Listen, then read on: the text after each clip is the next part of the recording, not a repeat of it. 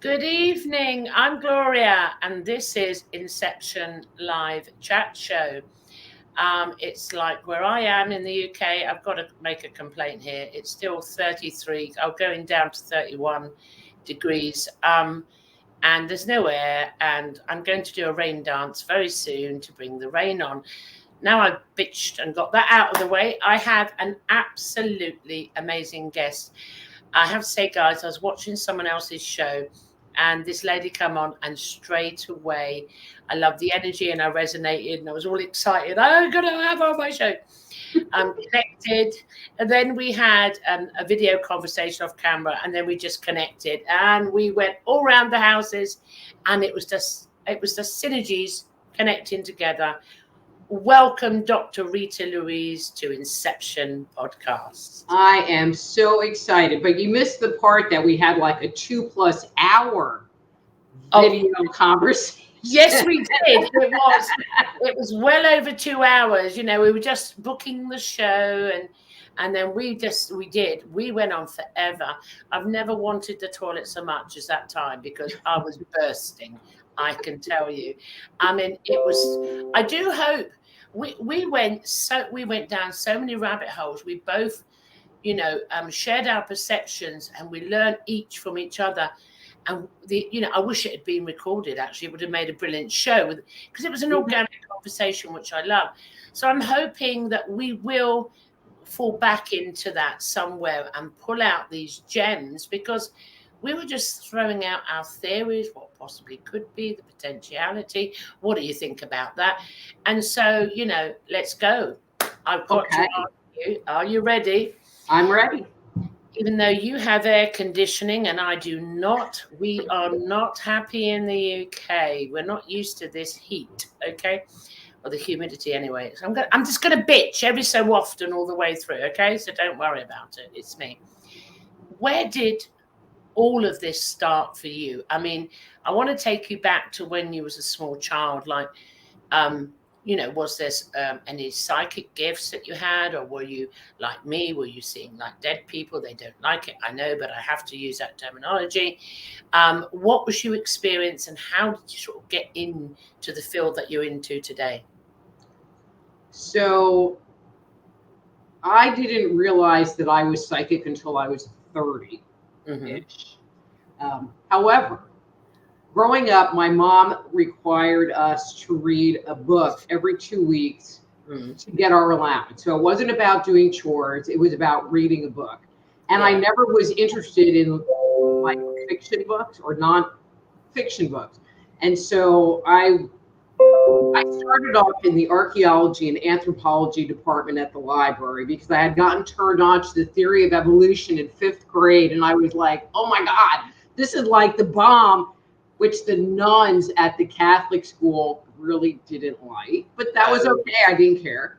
And then, and see, you might remember these shows. There was The Amazing Kreskin, and there was a TV show called The Sixth Sense that featured Gary Collins, who was a paranormal studies professor at a college, and they both had ESP. And I became fascinated with that. And I started the very small section of books on ESP were right next to the witchcraft books, which I knew I wasn't supposed to touch. Yes. And so I felt like I had some kind of ability because I read this book and it had like this whole test thing, and I got like a 70%. And I'm like, okay, well, there's something going on there. Yeah. And then just, kept reading, and so, during that time, there was Ram Dass and Carlos Castaneda, so there were all these authors coming out, and we went through the whole 80s personal growth and, Shakti Guan and, all of that. And I just kept reading because my take on it was, if you become enlightened, and I always like to do like, and little finger symbol things. If you become enlightened, you get psychic abilities as a byproduct. Really? So, is that what you... Hold on. Pump the brakes. That's what I thought. I thought. I mean, I'm just looking. I mean, because we both sort of ended up, even though we're still very young at heart, we've ended up in a very similar area. But at that point, in the 30s or whether, and Ramdas I remember, but I was into Ingo Swann. I was learning remote viewing. I mean, but I was aware of the psychic gift because I was doing it. I was already doing it. But I went into remote viewing. Did you touch that at all? Remote viewing? Not really. You didn't? Nope. I was more, like personal growth and self-help. Yeah. And, and so finally I found the Berkeley Psychic Institute and discovered 3 weeks into their program that I had been very psychic my whole life. And when you walk up to someone at work that wasn't there the day before, true story, he already had a comb over, and he had a little round Band-Aid on the top of his head. So, and you're going to crack up. So in my brain, I thought he had a zit up there and it was pussy and red. We put the little Band-Aid up there so we wouldn't have to look at it because it was very obvious. And so I went over to say hi because I would always say hi to him in the morning. No lie. I walked up to him, crossed my arms, looked him straight in the face and said, well, where were you yesterday? Having them check for a brain tumor? And he stopped and his face turned white and he walked out of the room.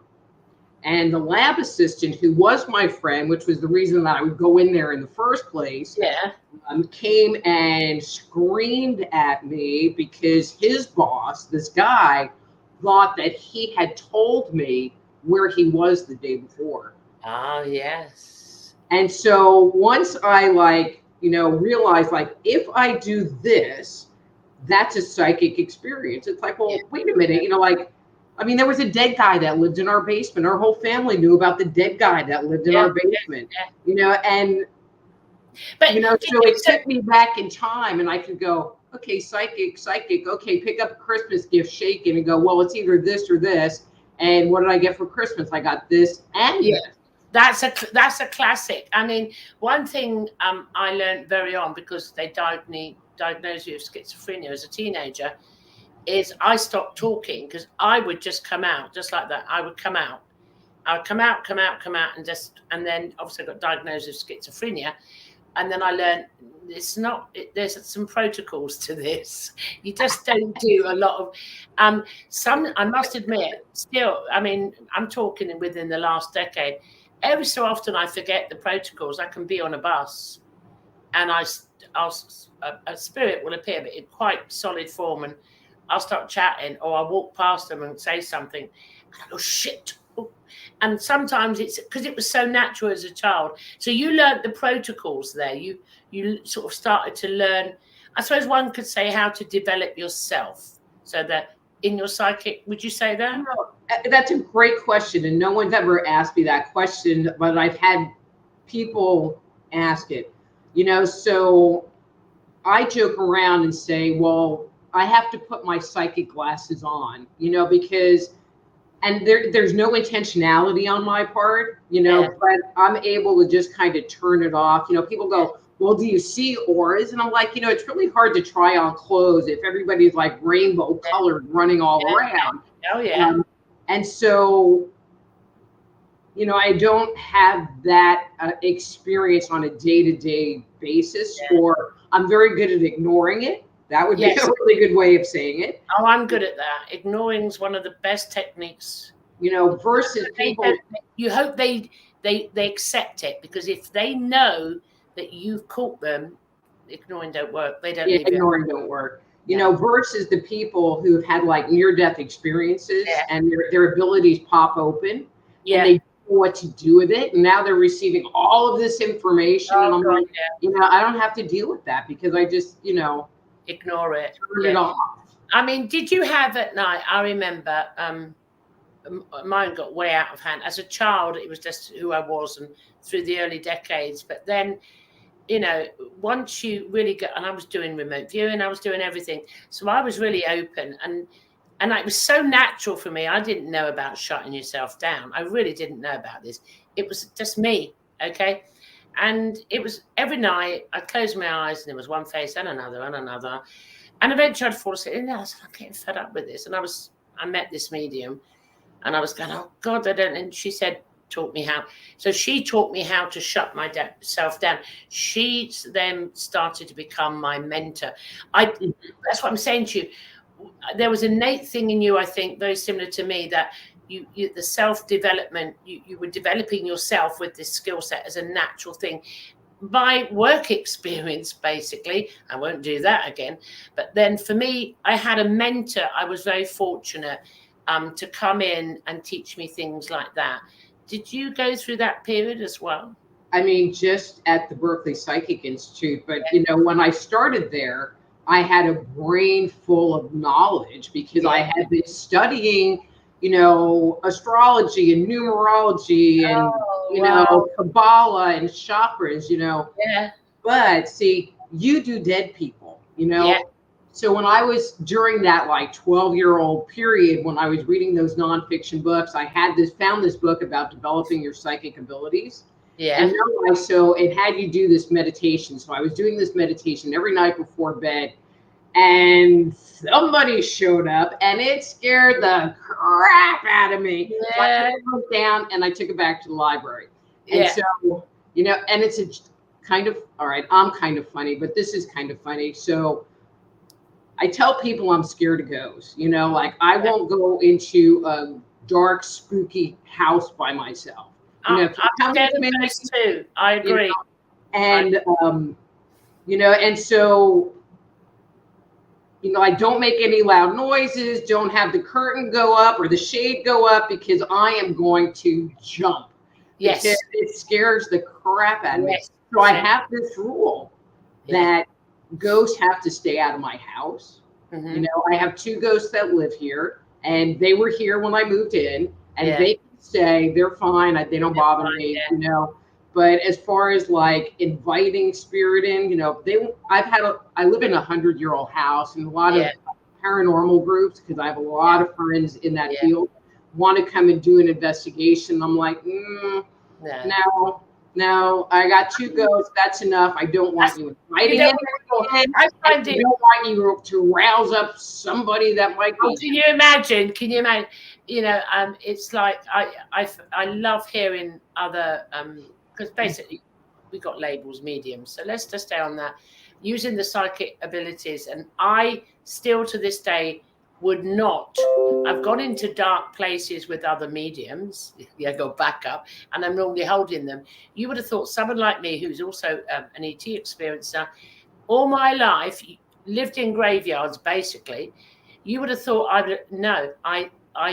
there was one time, one of them really came in loud and called my name, external, and I shrieked, I cussed. Fuck, don't ever do that again. So, and I laugh at myself because I have no issue doing it, but I can't go into that. And still to this day, I do not like sleeping with literally no light. But I think that's to do with the ET visitations, not the spirits, because really the spirits are, you know. So I just find that really funny how you still, no, I'm not doing that. No. Well, you know, it was interesting. So I wrote a book called Dark Angels, an insider's guide to ghost spirits and attached entities, because I've done a lot of entity work and I've done ghost hunting and, you know, whatever. And I was writing the book and also had just gotten a divorce. And I'm working on the book, and then I look up and there are all these spirits at the bottom of the bed. And I'm like, okay, you're going over there for a while. And then I didn't work on it for a while because I'm like, no, y'all need to go. But that still is, I think every medium does it, what they should do. I mean, you can go for development, you can get assistance in key things that you need. But really, it's your own development. You should really work on the development, what resonates with you, what you'd like to experience. And you make the boundaries, and you have free will, and you make I mean, the one thing I've never been able to do. I mean, some people say they block it totally. I can't. They're always on the peripheral. I can push out my energy, but they're still there. And if I put too much attention on it, then boom, they're in. So but I don't know how some people block it. I don't know. I have no idea. But they're on the peripheral. area. That I don't get exhausted from it because they're at a distance from me. But I've got to jump ahead because we've got a lot to go through. So we've got the groundwork, how you got to be, into. Let's start at the Berkeley University. What went on there, and where did you go from there? So the Berkeley Psychic Institute teaches people to do clairvoyant readings and energy healing. And so their primary thing that they teach you is aura reading. And so aura reading, past life reading, and then you would they gave you very canned readings, so like if you do a tarot reading, to me, it's a canned reading, like this card means this and this card means this. And so you would go through all the layers of the aura, but each layer has a meaning, and you would look at all the different aspects. Yeah. And for me, that was just kind of like the hitching post to kind of make me connect with my own thing. Yeah. And so when I finished there, it's interesting because you could study with these people like for forever. But when I had finished their basic program and I was doing some more advanced work, they had like a reading group that would see clients, but you always read in a group. You never read private with them. And so the way that they set it up is whoever sat in the middle of the group, so it would be a whole row of psychics, whoever sat in the middle of the group was the one who controlled the reading. So they would ask the client their name, they would ask any questions, and they kind of managed it, I'll say. And there were people that had been reading in this group for like 7 years, 11 years. And here I am, I just finished and, they put me in the center chair. And I was like, wow, well, maybe they're trying to get it so that I'm not intimidated by these other people. And so that's why they're putting me there. Mm-hmm. And finally, I went to the woman in charge of the program. And I said, why do you keep putting me center chair? She goes, because you're the best reader we have. Mm-hmm. Yeah, I know. That was just like a shock. It was a shock.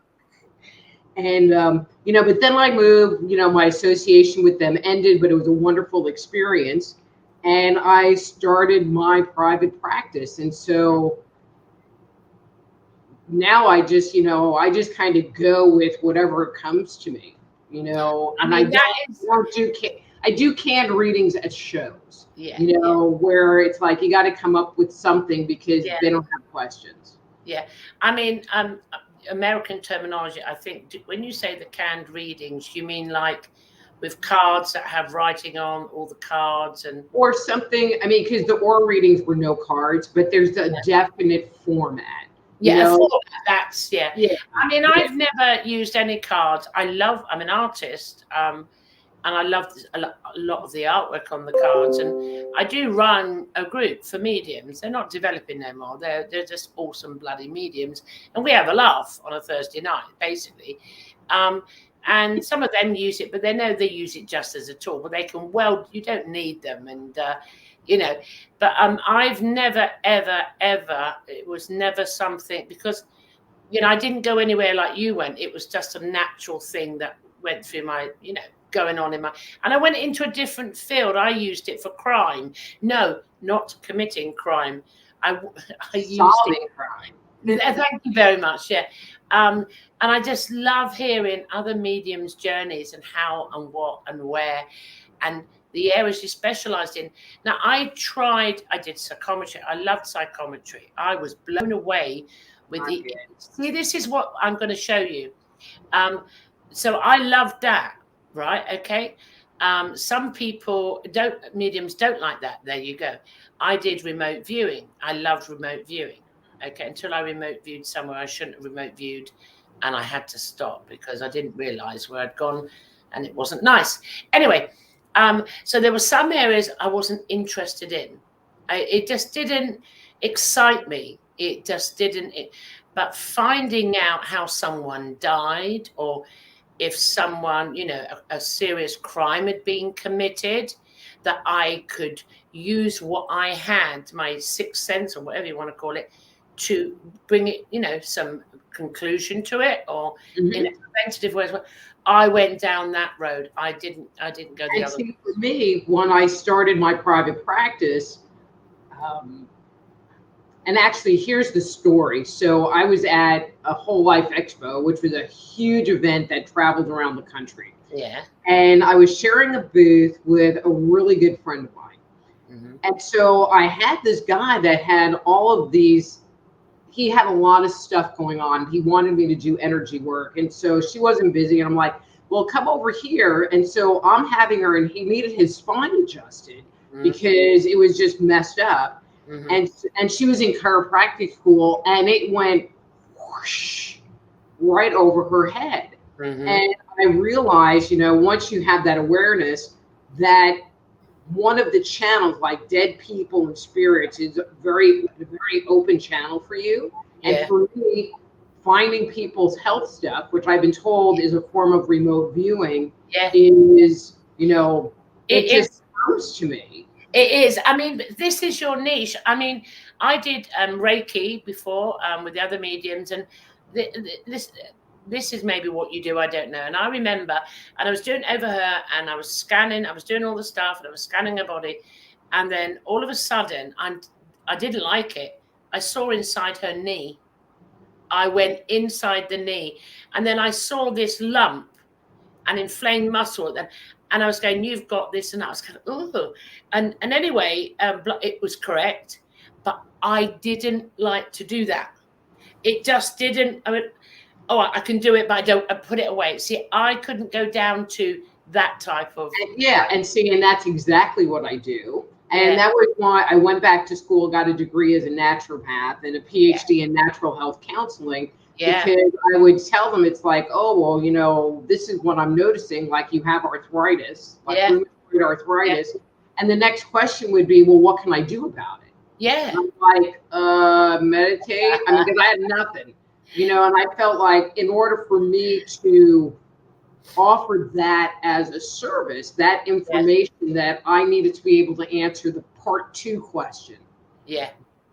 But I mean, every so often I will have someone come and ask me about a dead person, and to me, it's kind of like, okay, so I'm not guaranteeing this work, but let's just see if they turn up. And then don't stay here after you come and go back with that person. Take it with you.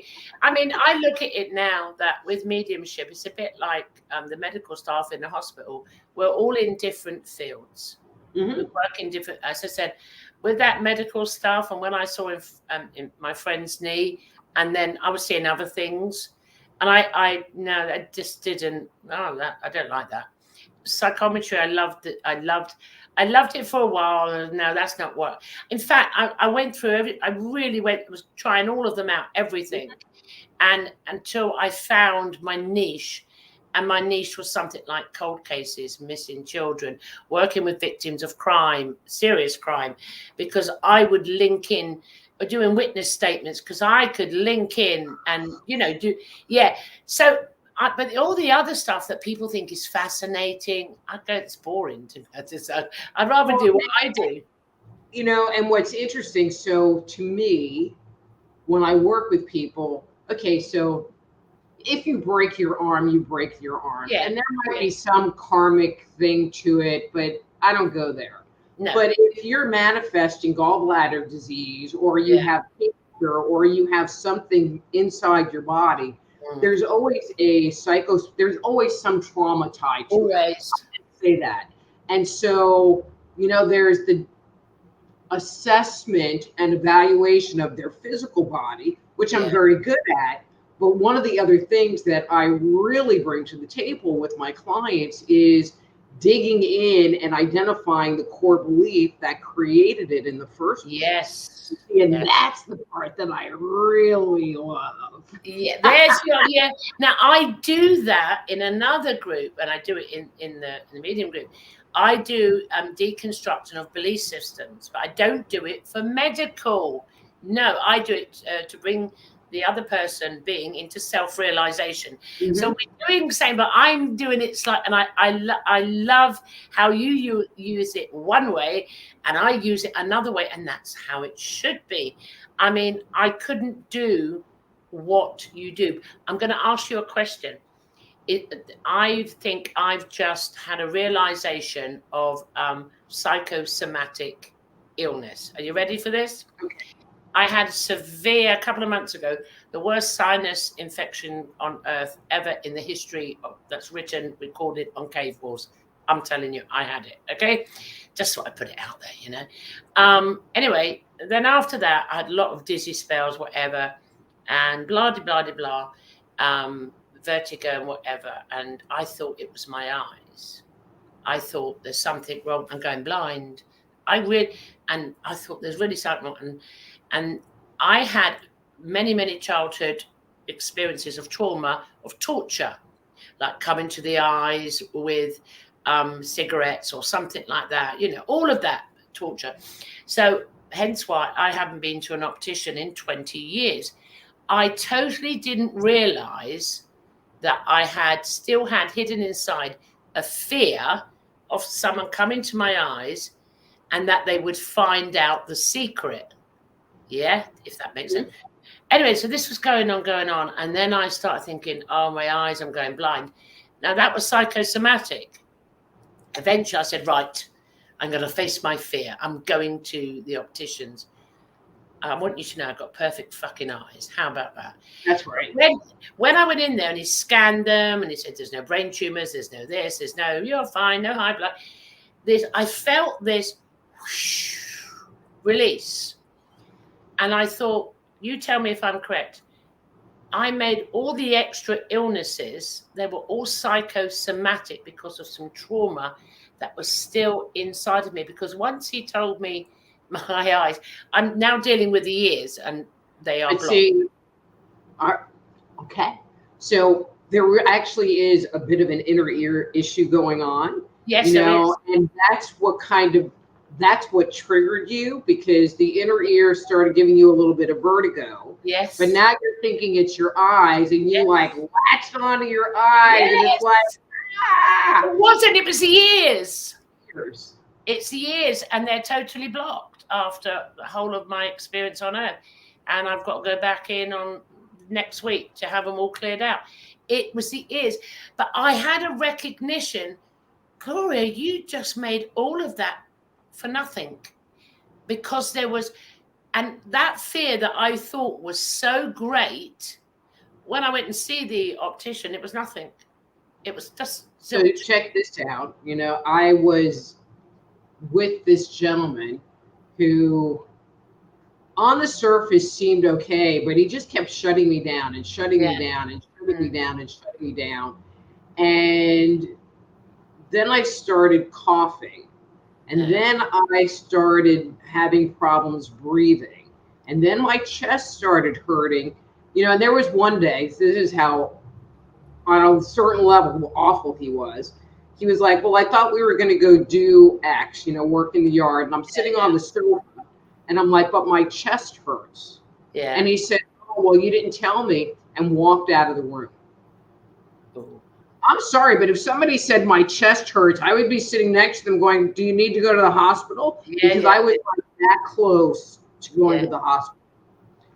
Well, I got rid of him. Or he went to find himself, and I'm like, well, just go find yourself somewhere else, because please lose me in the process. Yeah. 2 days. 2 days later, all of it went away. Absolutely. Every bit of it. And I was like, wow. Yes. It's like it's been 2 days and I'm freaking healed. Yes. That's what we can do to ourselves, that we don't even know it. I mean, that for me recently, I mean, I had an idea it was psychosomatic. I had an idea, but you're quite right. It was the ear. The problems were in the ears after the sinus thing, yeah? And it brought it out. So you could say there was a little bit of suffering. I mean, I wasn't suffering, but I thought, something made it rain. You were dying. I'm dying. Well, actually, I don't mind the dying. That's not an issue. But it was the actual going dizzy, hot sweats. What for? There was no fucking temperature. But then when I said, I've got to do this. I have to do it.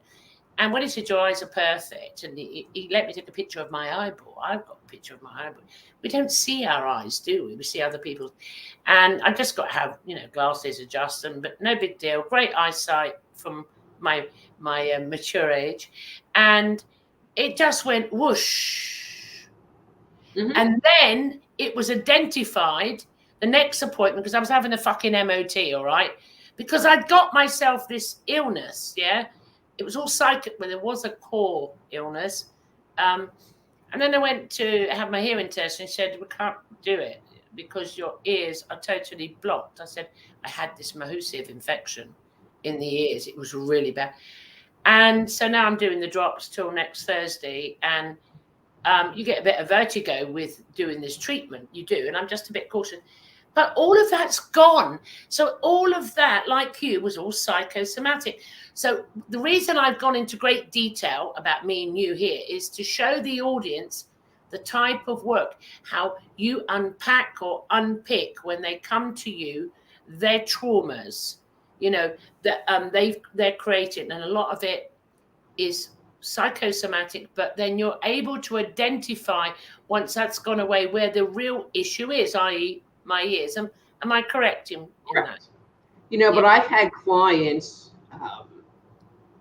who have had gallbladder disease. I've had a few people that have had like cancer, the big C.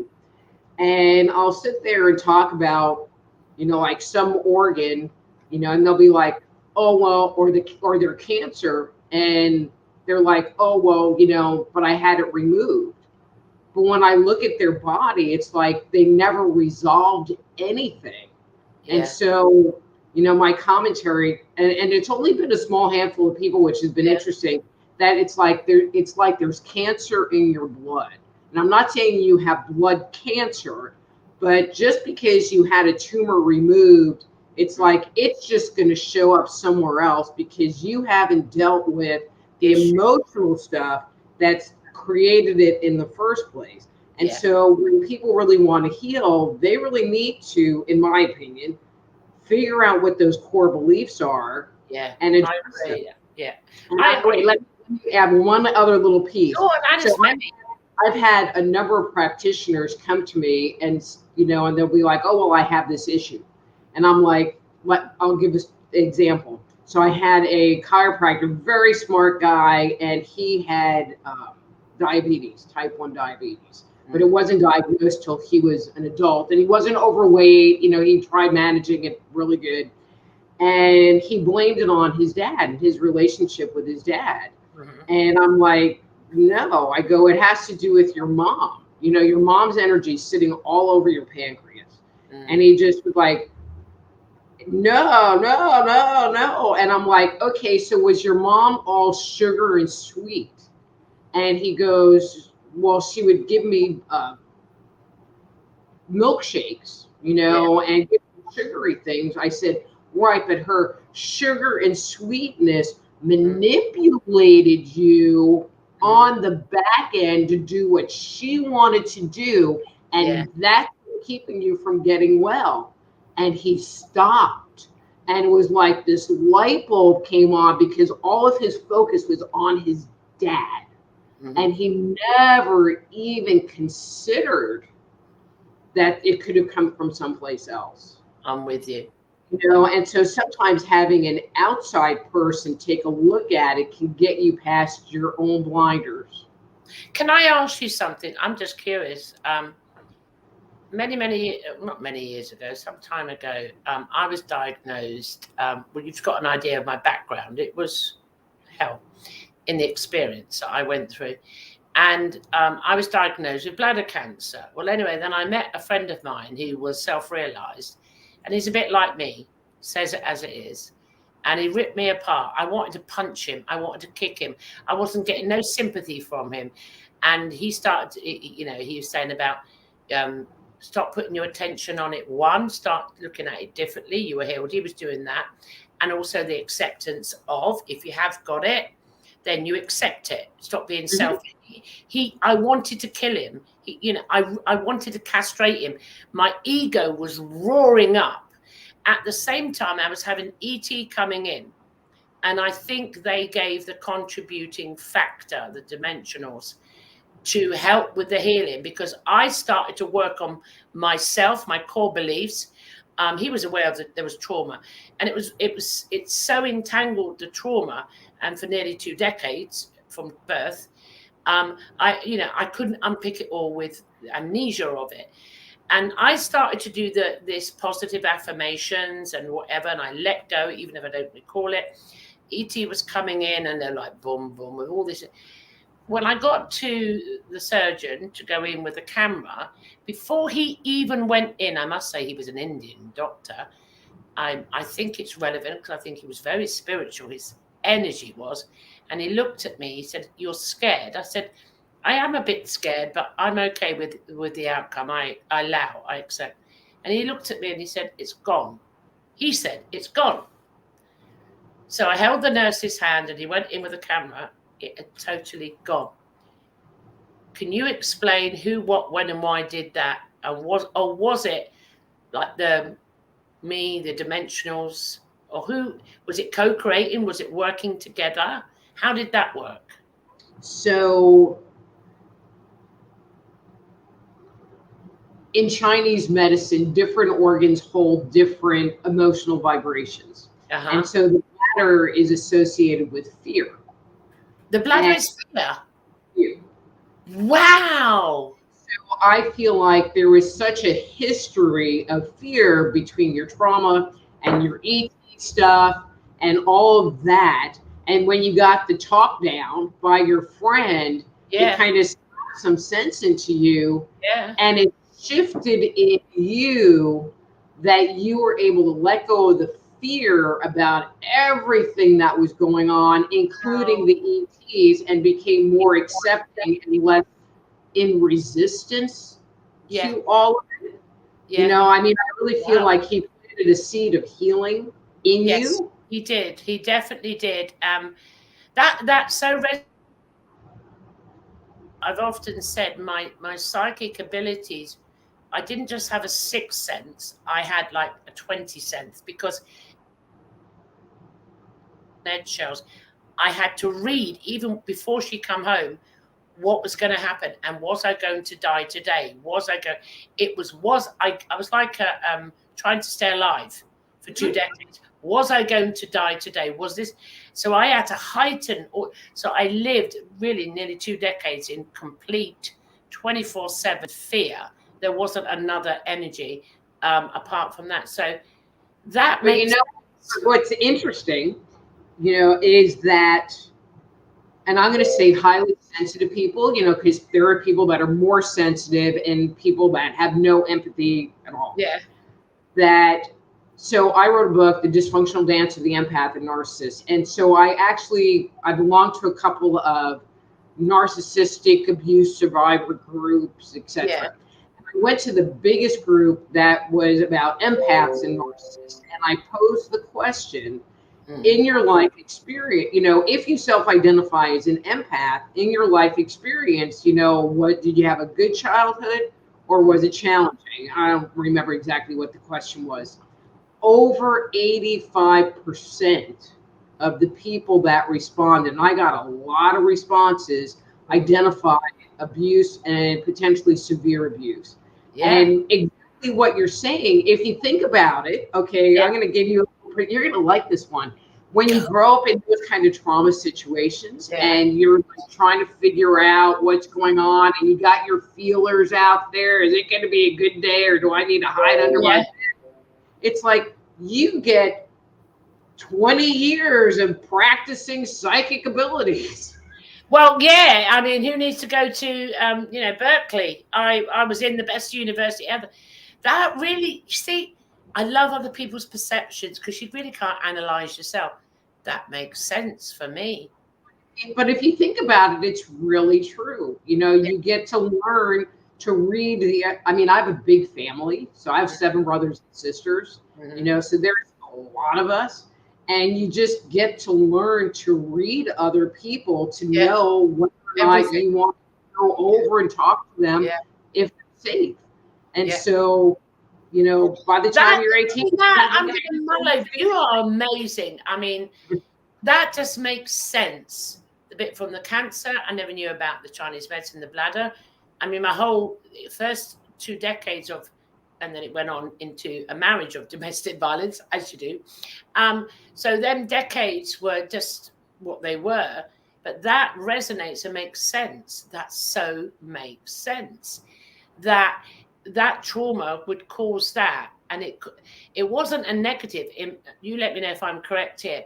In my hindsight, the bitch, that I had to get this diagnosis to do the work. It was part of my spiritual journey for me to let go. But I never realized until you just told me, because fear started to relay itself, even though, I mean, I become fearless. I really did become fearless in many aspects. I dropped a lot of beliefs unknowingly. So now I can look back in hindsight. By doing that procedure, I dropped the fear. So I can now say, well, then everything else started to drop away. That is just mind-blowing.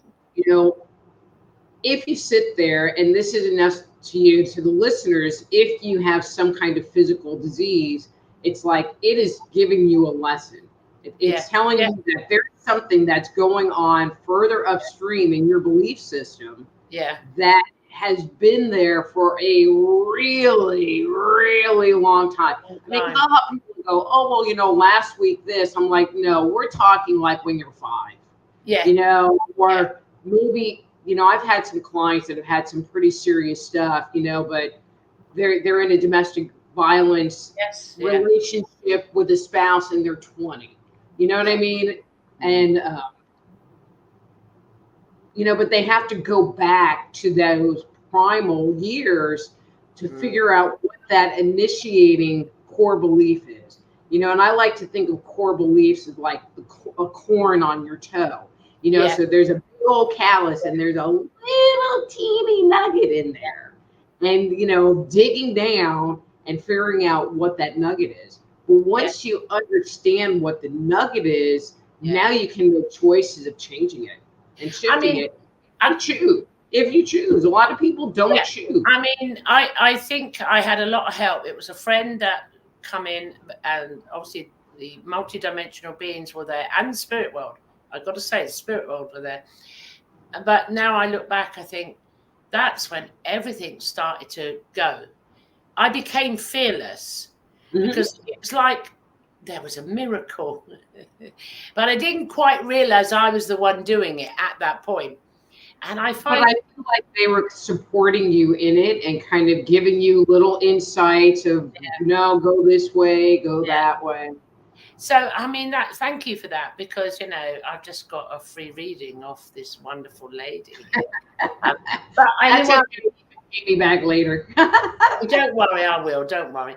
But anyone who's either going to watch this live or in recording, the conversations I'm bringing up, I can only talk about my personal self because I can't talk about other people's private data. So for anyone that you may have similar ways you're trying to resolve, overcome, I'm hoping this conversation between me and Rita will help you and give you, maybe inspire you to relook at things. And maybe we should all get into Chinese medicine and look at what parts of the body are playing up. But really, I think what is also another thing I really want to, the psychosomatic areas, it's recognized, but I don't think it's recognized to the degree, I mean, until you personally have this conscious awareness, you're doing it to yourself, like you with the ex-partner and me with my eyeballs. I really thought there was a brain tumor. I'm going blind. I was having clouds going over. I was causing that. Because once he said, you've got the health here in 2 years, then clouds went away. Well, and I think the point also, that I want to reiterate, I said it, but I want to say it again, is many people, when you talk about the psychosomatic, they want to look at last week or last month, or, you know, last year my mom died, and it's, you know, and that's not where you want to look. No. You know, you want to look at the red bicycle that you prayed for, that Santa would bring you, that you didn't get, and you got clothes. And, you know, and that wound that it created in you, where because of that, you stopped asking for what you wanted and what you needed in your life, that has followed you and created this life pattern. That's what you want to look for, not, you know, I had a fight with somebody at work. No, I mean, I love the resonance of how you do it with the medical, and I do it for with on one-to-ones and groups for self-realization. Deconstruction, find the belief system, bring it up, look at it. Very similar, but different fields. As I said, it's like a medical institution. Mediums are in different areas doing different things. And I just think it's beautiful. I mean, okay then, so how many books have you written so far? I've written 6 books. Oh my God. I'm kind of working on a new one, although Spirit has, you know, people are like, so what are you going to write next? I'm like, I don't, they haven't told me yet. No. And so I'm not writing. No. You know, so all of the books I've written, I have been compelled to write, you know, so they're really not my idea particularly. And so this one, I am still in the data collecting, working on self-healing from that guy that gave me the chest pain. And they haven't pulled the trigger and said, okay, you've collected enough, start writing. So I just am kind of doing this and healing, you know. Right. So this is a great segue now to go into my favorite area that we discussed, for nearly 2 hours. You can call them, I call them energy personalities, interdimensional beings, or just for comfort, ET. Now, when you do these readings, you've been having these ETs coming through, have you not? So, I mean, I'm very clairvoyant, you know, so if you have like some knot of inflammation somewhere, I could just look at it and go, oh, well, it's inflamed. So I don't need spirits for that. No. But it becomes kind of humorous. And so I have what I call the peanut gallery, which is 3 or 4 spirits that I have to sit here and wave my hand and go, okay, that's my right hand. That sit off to my right side. And they are the best backseat psychics. Because if I ask them a question, they don't say anything. But if I'm talking to a client and going blah, blah, blah, blah, blah, then they'll be like, hey, don't tell her that. Tell her this. And it's like, okay. You know, they yell at me. You know, they don't yell at me, but, you know, they only talk when they feel like telling me something. Yeah, absolutely. But then I work with their guides, you know, and I don't intentionally work with their guides, or I don't have, you know, they're spooky because they're like spirit people. So, but they like yap at me. And I don't know if you've noticed this, but most people guides are hysterical. Oh my God, I can't tell you the sense of humor from the spirit world and the guides all around. And I'm telling you, some dimensional beings as well. It is my nature to be humorous, as it is yours. You know, I'll crack a joke. Don't take life too seriously. But they are hilarious, the things they come out with. And sometimes I go, I can't say that. Me too. And then I'll just sit there and start laughing. And then, you know, okay, true story. So, okay, and I'll disclose the whole thing. So I'm laying in bed with my husband, and actually I was sitting on the edge of the bed, and he was talking about when he was younger, he was a lifeguard, and, you know, he had this really trim figure, and he was not, okay, at that point in time. And so he's telling me this story. And so what gets put in my head? A buoy, you know, a big round ball with the thing on the top with the bell, and it's going ding, ding. So now I am laughing my ass off. And he's like, why are you laughing? And I'm like, I can't say it. I can't say it. And he was like, why? I go, because it's mean, but it's really funny. Honest. So then I told him, and that became kind of the joke, you know, where he would do something, he would just go ding, ding. I think there's two parts. Well, personally for me, there's two parts why that can happen. In a situation whether it's a bit of a volatile relationship or the other person's. I mean, I can still play the arsehole. I was a great arsehole. But when they really are an arsehole and they're looking for anything to argue with, something comes up, and by what they do, and it's obviously dimensional beings as well as spirit, they bring in the humor. So we don't connect to the negative energy. It doesn't come back to us. We may feel a bit, I'm going to divorce you, I'm going to get rid of it.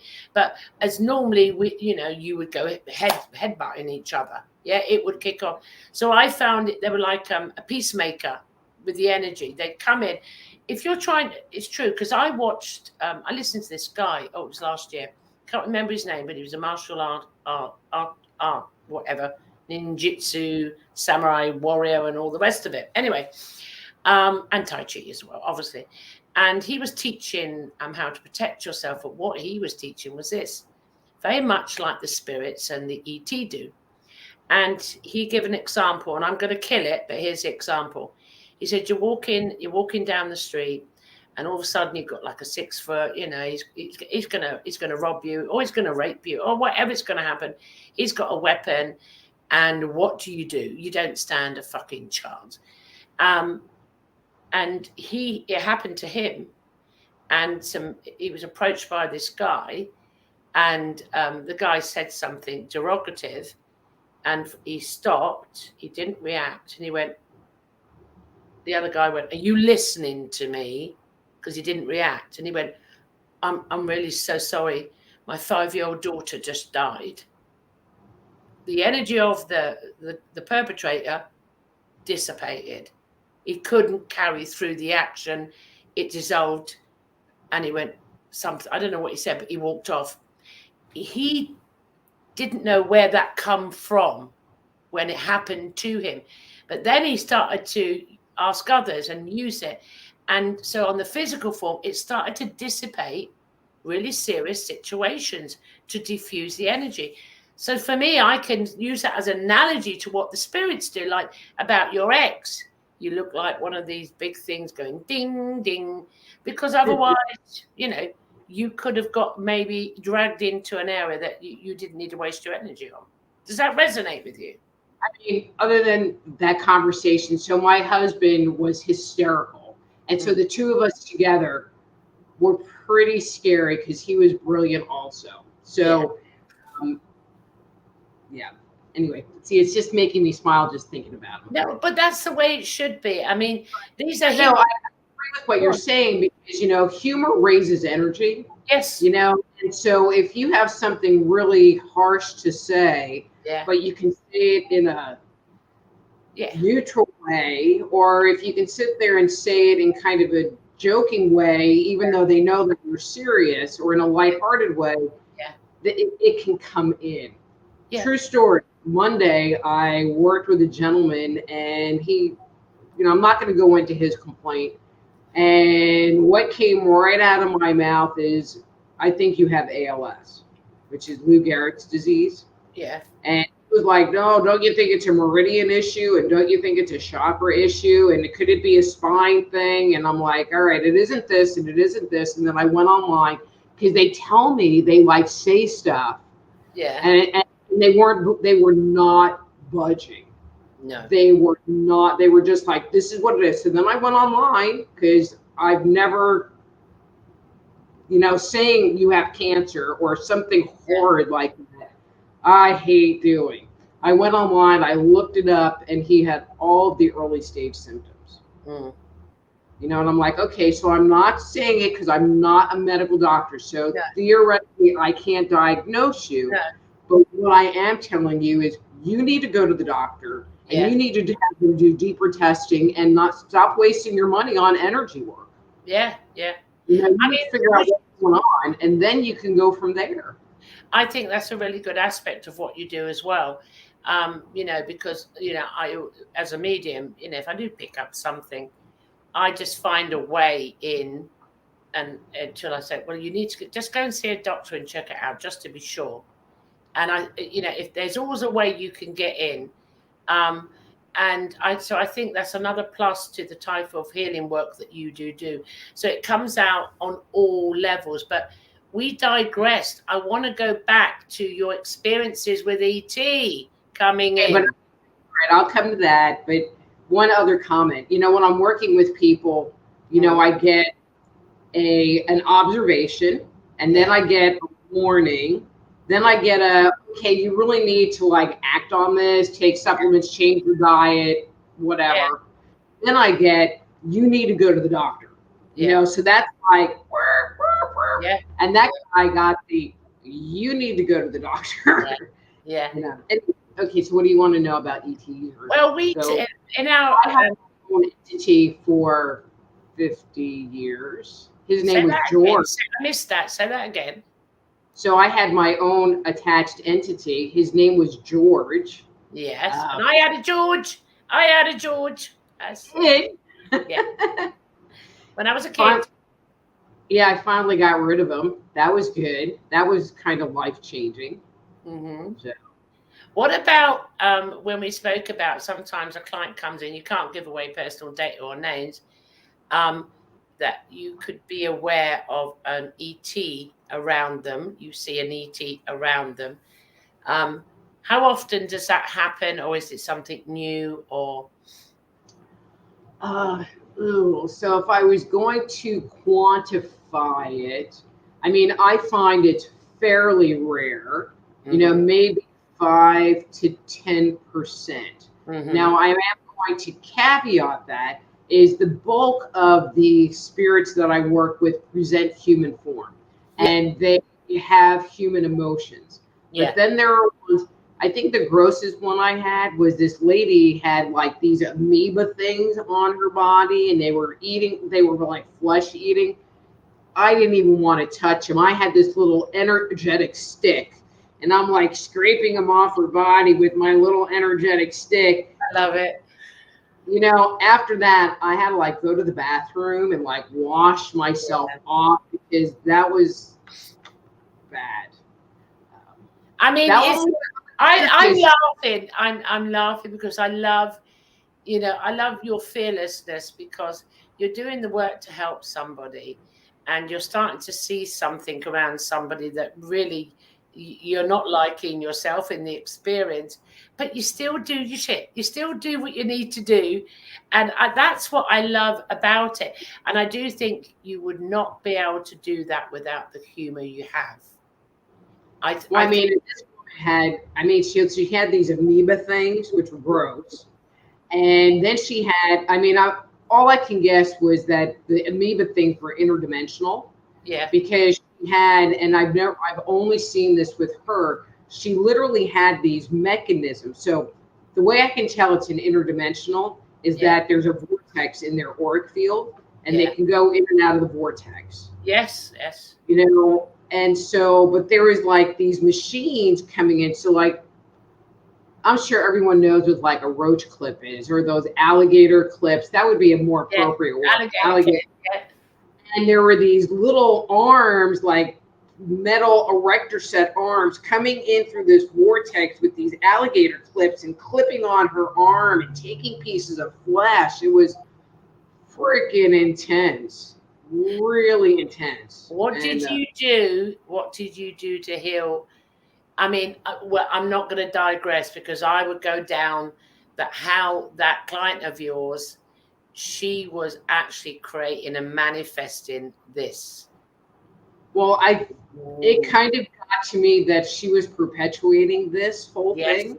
Yeah. And she liked the attention she was getting from it. Yes. And she didn't like the road I was going down. No, she wouldn't. No. It's a bit we'll stay there. It reminds me of way back in the day when I was the best victim and won an Oscar on Earth. And when the guy, in the car park that I wanted to kill, he wasn't showing me I couldn't be a victim, a hypochondriac. I was crying. I'm going to die. I was doing all that. And he didn't give a fuck. Stop. And, he wasn't feeding me. So I can imagine that, we do, if we can create severe dis-ease in our body, I do happen to know that we can manifest entities. And we say they're interdimensional, but there's a different name from them. We create them. We create them.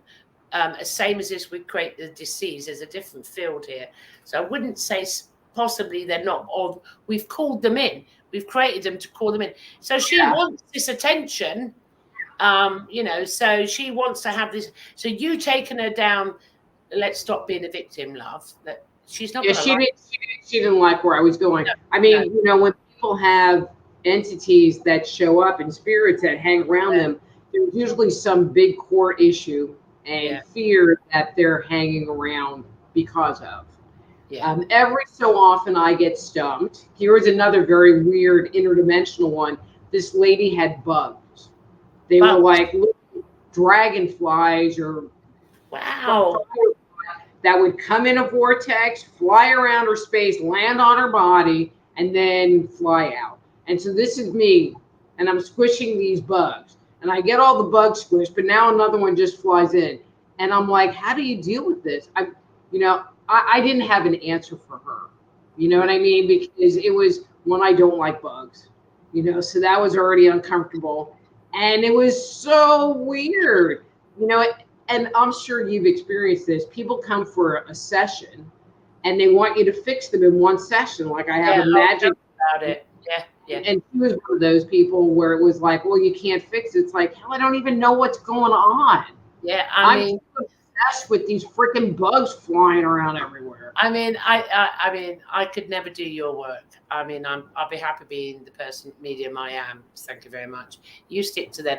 But it's, when I spoke to you before we come on camera, I was talking about you find in most cases, like we manifest trauma and we go through the healing process, human to human.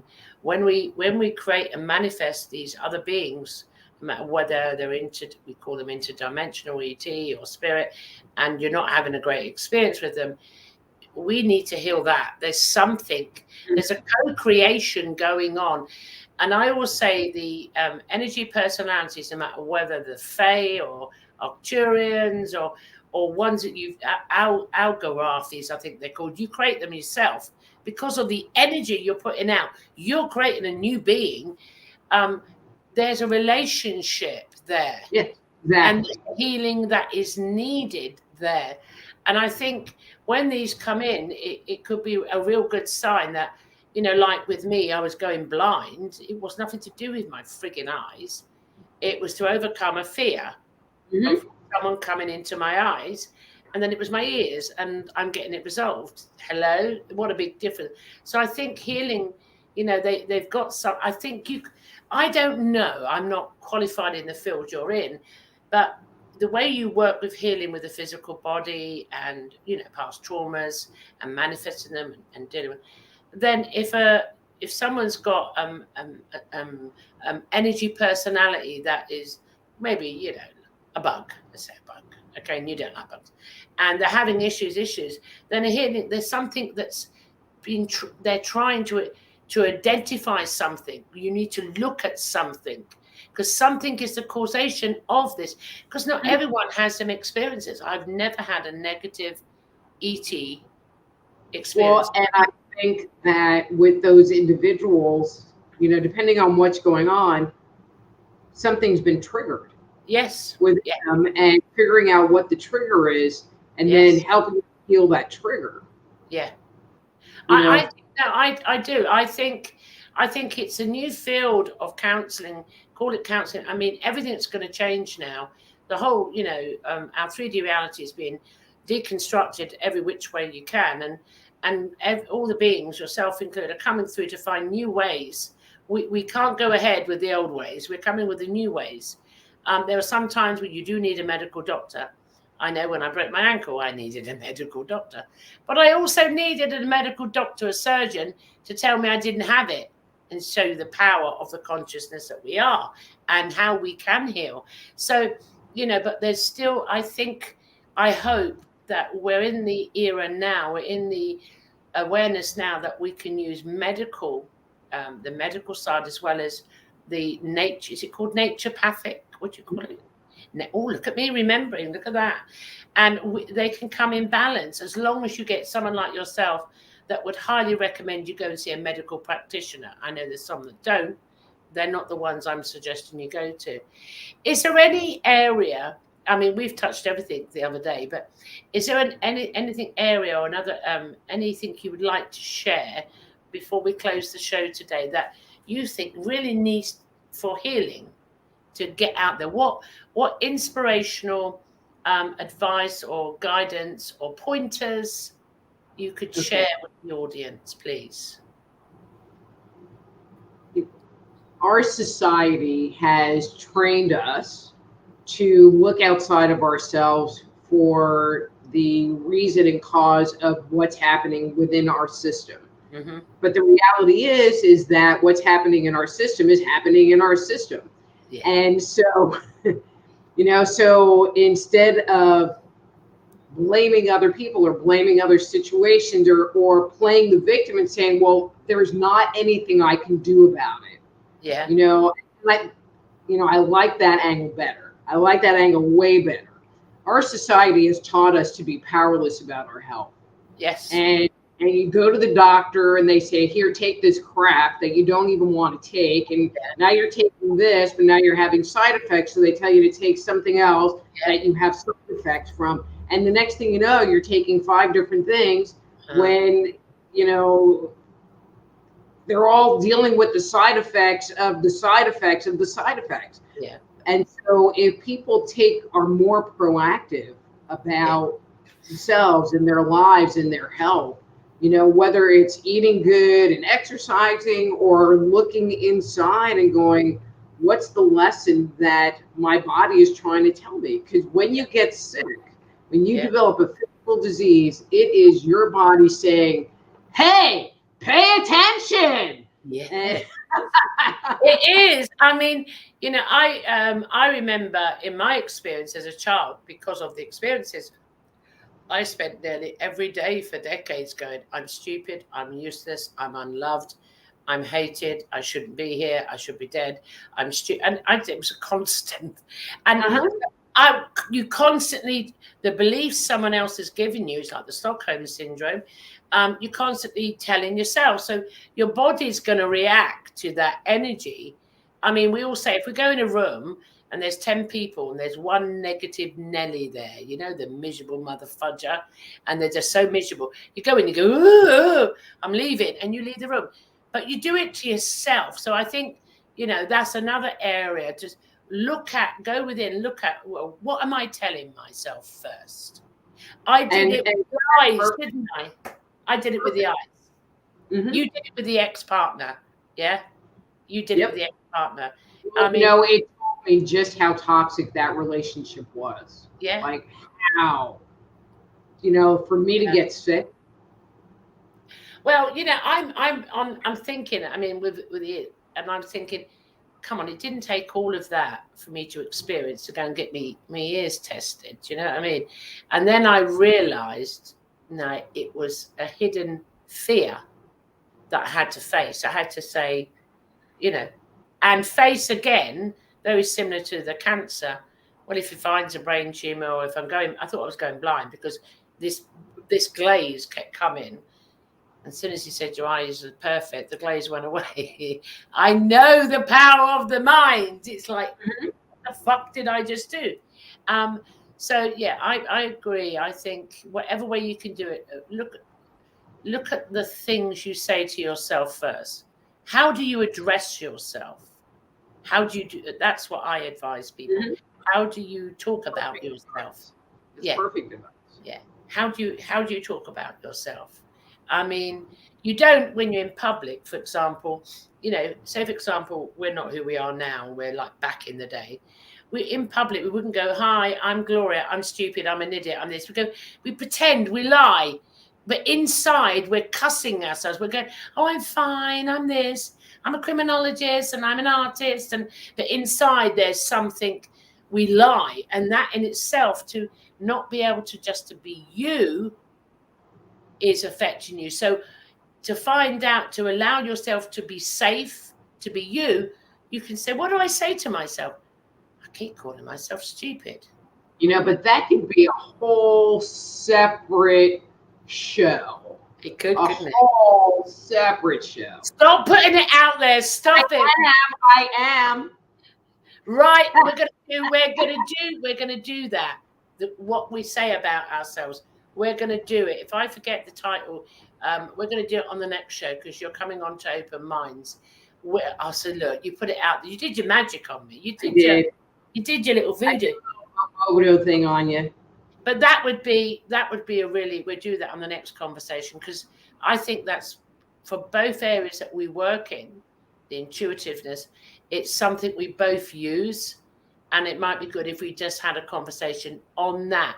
So to help also keep helping ourselves, never become complacent, but to help anyone listen, we'll do it. I'll shut up now because we'll do it on the next show. We'll do that one. Now, Rita, I mean, I could go on and on, but I'm not going to because I'm going to bring you back. I want you to tell the audience where they can get hold of your books, how they can get hold of you, and sell yourself shamelessly. I'm like a super crappy, shameless seller. So you can find my webpage is soulhealer.com, soulhealer.com, soulhealer.com. If you type Rita Louise or Dr. Rita Louise into any search engine, you know, you'll find me. I have a business page. It's Dr. Rita Louise on Facebook, Dr. Rita Louise. So I am going to suggest if you want to contact me, I work with people around the world, either by phone or by Skype, to use the contact form on the webpage because that always ends up in my inbox. I always respond unless you ask me something really stupid or just put question marks in there and then I don't respond. And if you don't hear back from me, check your junk mail because I've been getting a lot of comments from people that my emails are going in junk mail. So, I mean, yeah, that happens a lot over here. Many times if I'm booking a guest and it goes via email, that's what I prefer to do on Messenger because half of my emails go into another inbox that's mine, but I didn't know I had two in one. Work that one out. Or I have to go search in the junk mail and you just hope that when it goes in, it doesn't delete itself. So, yeah, check out your junk mail always. I mean, Rita, I wanted to go everywhere with you and everywhere with you. You didn't have to have me on like a million times. That's all. I'm going to have you on a million times now. You stop doing your voodoo on me. I mean, in that conversation, one psychic to another. We're like reading each other's minds. I'm going to get that. I'm going to get that. I mean, we were everywhere in that over 2 hour off live chat. I mean, but we're definitely going to do the next show. We're going to do about, you know, how we address ourselves and we'll pull out whatever we can. I mean, where do you feel that your work, what you're doing now is this, let me try and word this correctly. Are you content where you are or have you got something you're creating? Is there something that's getting you excited you're starting to look into? So actually the topic that we're going to be talking, now you're reading my mind. I am. The topic of this new book. So my last book was The Dysfunctional Dance of the Empath and Narcissist. Yeah. We looked at patterns between the empath or the sensitive person and the narcissistic behavior. Yeah. And it really kind of puts the empath through these paces of figuring out where the trauma came in. Because as we said earlier, usually there's a trauma base happening. And this new book is really focusing on what's going on inside. What am I thinking? What am I feeling? What's that inner critic saying? And if my inner critic is talking, I can choose to say, and I can say that I can F-bomb on here, right? Yes, you can, yeah. I can just sit there and choose to go, shut the fuck up and move on. Yes. You know, and so that's kind of, you know, so I'm kind of working on myself as I find some different tools and experiment and I don't know, but it's really about addressing that voice. It is. I mean, it's, you know, it's very similar to what I do with the deconstruction of the idea you have about yourself. And yes, you can cuss on my show. It's my show, so we can cuss.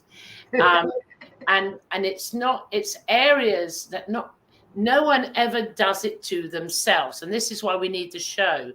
And yes, I was reading you, and that's why I asked, because I picked it up. I can't help it, can I? I've got to show off a bit on the show. And it's going to be, that will be a great segue to push you to finish the book or then press the buttons. But to me, it's when I got past what I got past, I actually was a facilitator for domestic violence. So I'd have groups of women that were going through domestic violence in all levels, psychological, physical, sexual. And I would deconstruct their belief systems and the thoughts they had about themselves, you know. And I learned a lot from that when I trained and when I facilitated that. I think that gave me the foundation for the, let's call it the metaphysical aspect of it, the spiritual aspect. And it works. And I knew it worked on the physical. So then I knew it would work on the spiritual, when the trauma manifests itself, how to identify it. And people think, I don't want to face a fear, but I've got to say from personal experience, and the most recent one, and the one before with the cancer, facing a fear you think is going to be the most horrific, fearful experience ever. I'm telling you, when you face it, it's not. You find out it doesn't even fucking exist. So I have a good friend. Thought was telling you. So I need to wrap up here pretty quick. Yeah. But I just want to throw this out. So I have a good friend, Bill Bennett, who, if you want, I can connect you with. And he is in the process of finalizing / releasing a film about fear. I mean, that's what the movie is about. Yeah, and I'm in it. So are you in it? I'm in it. Can you stop plugging yourself on my show? No, but you were sitting there talking about fear, and he jumped in my head. Okay? Yeah. I'm just telling you what they're telling me to say. I mean, I'm telling you, I forgive you if you connect me to him, okay? And I'll bring him on, and we can promote him as well, because I think this is going to be a big thing that we need to address, and everyone needs to look at in the next year. Let's just say it's escalating the amount of, and don't forget, we are going to close the show because we're going to well over time. We've also everyone has collected extra fear on the last couple of years, on top of the past trauma that when you didn't get the red bike. Thank you so much. I will see you.